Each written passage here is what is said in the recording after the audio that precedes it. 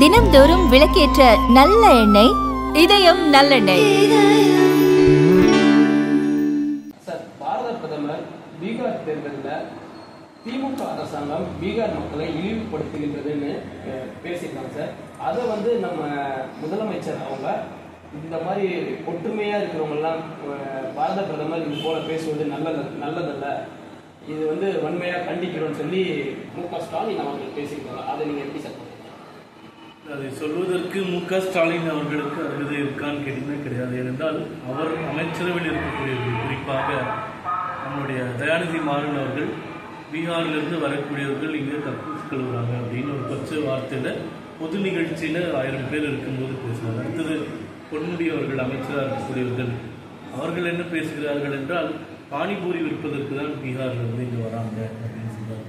அடுத்து நம்ம நேரு அமைச்சர் இருக்கார், அவர் என்ன சொல்கிறாருன்னா அவங்களுக்குலாம் மூளை கம்மி அப்படின்னு பேசுகிறார், அறிவில்லாதவர்கள் மூளை கம்மி அப்படின்னு பேசுகிறார். ஸோ இந்த மாதிரி இந்த அமைச்சர்கள்லாம் பேசும்போது அதை இப்போது பிரதமரை கண்டிக்கக்கூடிய திரு ஸ்டாலின் அவர்கள் அவர்களுடைய அமைச்சர்களை கண்டிச்சிருந்தாருன்னா நம்ம ஞாபகம் எடுத்துக்கலாம். அப்போல்லாம் எதுவுமே பேசாமல் மௌனம் காத்துட்டு இன்னைக்கு திமுக அமைச்சர்கள் பீகார் மக்களை கொச்சைப்படுத்தியதை எடுத்து சொல்லிய பிரதமர் அவருக்கு கண்டனம் தெரிவிக்கின்றது ரொம்ப வியப்பாக இருக்குது. இன்னொன்று, பிரதமர் தமிழர்களையோ தமிழ்நாட்டையோ கண்டிக்கல, திமுகவினர் தான் கண்டிச்சார். திமுகவினர்னா இந்த அமைச்சர்கள் ஒரு அமைச்சரவை பொறுப்பில் இருந்துட்டு நாட்டினுடைய ஒற்றுமைக்கு எதிராக பிற மாநில மக்களை கொச்சைப்படுத்தி கலங்கப்படுத்தி பேசிய அமைச்சர்களெல்லாம் குறிப்பிட்டு பேசினாரே தவிர திமுக கட்சியில் இருக்கக்கூடியவர்களுடைய குரூர எண்ணங்களை பேசினாரே தவிர ஒரு பொது ஜனத்தையோ பொது தமிழ் மக்களையோ இல்லை பொதுவாக தமிழ்நாட்டையோ அவர் குறிப்பிடவே இல்லை. அதனால மு.க. ஸ்டாலின் அவர்கள் எப்பயும் போல இது மடைமாற்றும் ஒரு யுக்தி தான், அது செய்யறதுல அவர் வல்லவர்.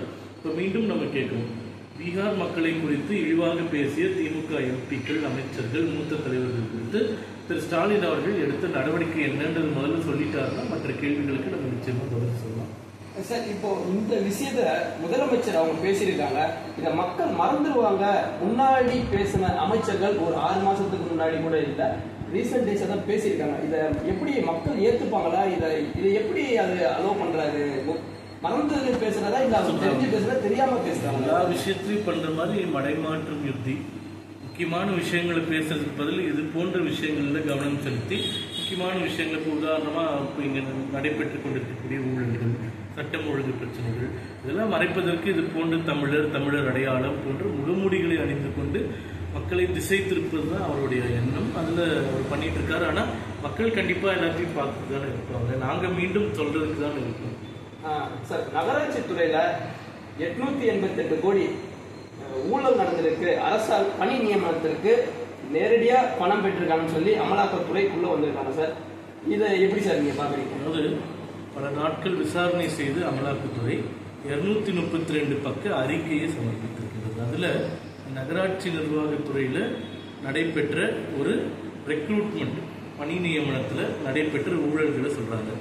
மிக தெளிவாக அந்த 232 பக்கத்தில் எல்லா டீட்டெயில்ஸும் இருக்குது. வேலை வேண்டுபவர்கள் எப்படி யாரை கான்டாக்ட் பண்ணாங்க, எவ்வளவு பணம் கொடுத்தார்கள், அதில் இன்வால்வ் ஆகிருக்கக்கூடிய 5 பேர் அமலாக்கத்துறை சொல்கிறது. டி ரமேஷ்னு சொல்லிட்டு டிவிஎச் ஹோம்ஸில் இருக்கக்கூடிய ஜென்ரல் மேனேஜர், செல்வமணின்னு ஒருத்தர், அதே டிவிஎச் ஹோம்ஸில் டிரெக்டராக இருக்கக்கூடிய கவி பிரசாத்னு ஒருத்தர், மணிவண்ணன் ஒருத்தர், ரவிச்சந்திரன் ஒருத்தர். இந்த மணிவண்ணன் ரவிச்சந்திரன் யாருன்னு பார்த்தீங்கன்னா KN நேரு அவர்களுக்கு சகோதரர்கள்.